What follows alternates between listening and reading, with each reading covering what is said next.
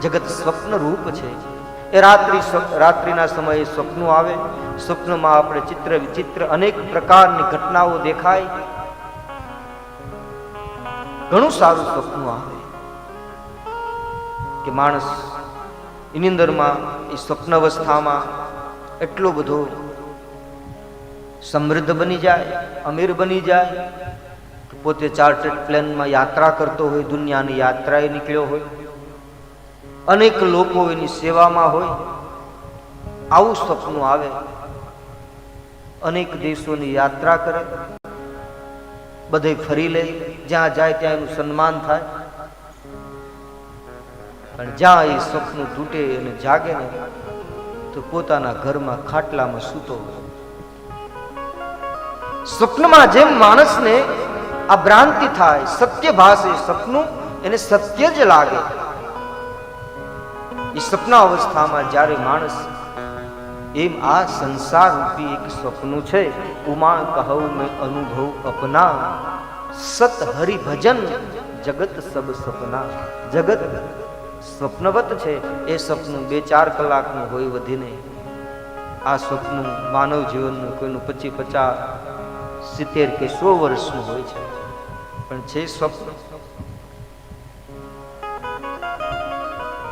જા નહીં તબ હી જીવ જબ જાગા, જબ સબ વિષય વિલાસ વિરાગા. જ્યારે જીવ જાગ્યો કહેવાય. સંસારી વિષય જીવો જે સંસારના વિષય રસો ઘટવા લાગે. બ્રહ્મલેન ડોંગરે બાપા એમ દ્રષ્ટાંત આપતા કે નારિયેલ હોય અને નારિયેલમાં આ માયાથી જીવ જુદો કેવી રીતે પડે, માયાથી મુક્ત કેમ થાય. જેવી રીતે નારિયેલમાં પાણી હોય ત્યાં સુધી એ નારિયેલ ટોપરું અને નારિયેલ જુદું પડતા નથી, જ્યાં સુધી એની અંદર પાણી છે. એમ આ માનવ જીવનમાં જ્યાં સુધી આપણા જીવનની અંદર વિષય રસો રહ્યા છે ત્યાં સુધી એ સંસાર રૂપી માયાથી જુદો પડી શકતો નથી. જેમ પાણી સુકાઈ જાય એટલે ટોપરું એ નારિયેલથી જુદું પડી જાય છે, એ સંસારી વિષય રસ ઘટે તો એ રસ ભગવાનના ચરણમાં લાગે, ભગવાનની કથામાં એ રસ પ્રગટે. ભગવાનની કથા શ્રવણ કરવી એ પ્રથમ ભક્તિ. પરમ સુખ માટે એકાંતવાસ, લઘુ ભોજનાદિ. એકાંતમાં રહેવું, અસંગ રહેવું. લઘુ ભોજનાદિ એટલે મિતાહારી ભોજન જમવું, સાત્વિક ભોજન જમવું, ઠાકોરજીને થાળ ધરી શકાય એવું ભોજન જમવું, પ્રસાદના રૂપમાં ગ્રહણ કરવું, પ્રમાણમાં જમવું. પ્રસાદનો એક મહિમા છે, ભોજનનો એક મહિમા છે, પ્રસાદ તરીકેનું ગ્રહણ કરવું.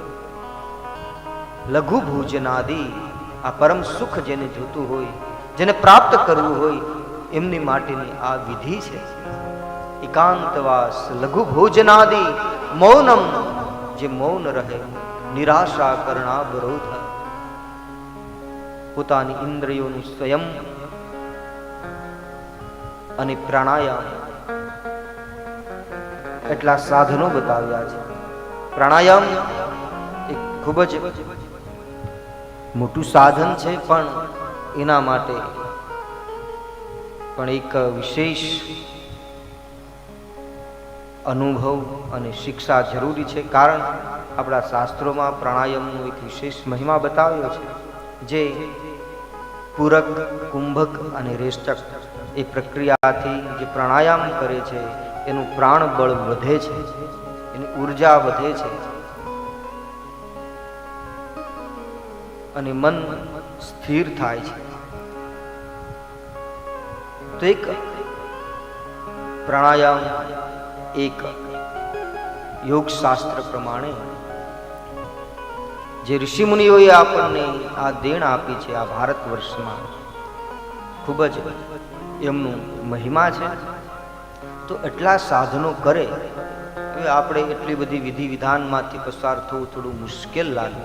મારે જે આપને કહેવું છે કે એકાંતવાસ, લઘુ ભોજન, મૌનમ, નિરાશા, કરણાવરોધ, એટલું બધું ધ્યાન રાખવાનું. આખી ઇન્દ્રિયોનું સંયમ અને પ્રાણાયામ આદિ સાધનો કરે તો એને આત્મ સુખની પ્રાપ્તિ થાય એમ શ્વેતાશ્વેતરોપનિષદ કહે છે.